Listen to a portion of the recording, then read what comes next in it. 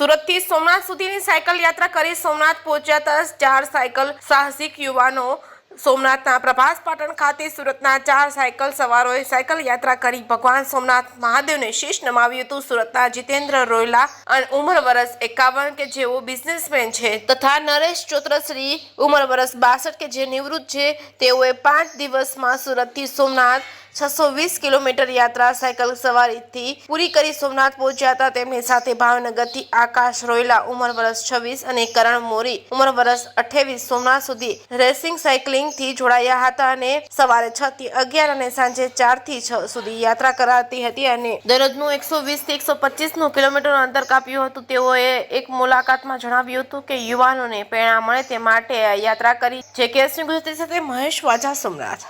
મારું નામ જીતેન્દ્રભાઈ રોયલા અને મારી સાથે છે નરેશભાઈ ચૌડુસી સુરતથી અને આ છે આકાશભાઈ રોયલા ભાવનગરથી અને કરણભાઈ મોરી એ બંને ભાવનગરથી અમે ને હું ને નરેશભાઈ ભાઈ સુરતથી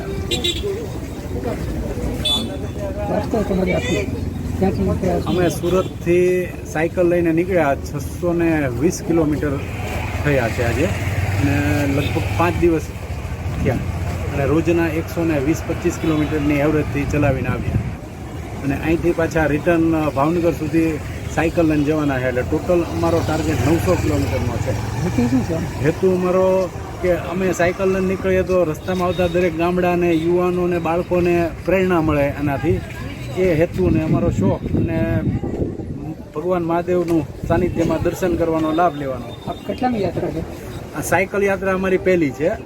હું ગયા વર્ષે લેહ લદ્દાખ 5000 કિલોમીટરની બાઇક યાત્રા કરી આવ્યો હતો ગયા વર્ષે।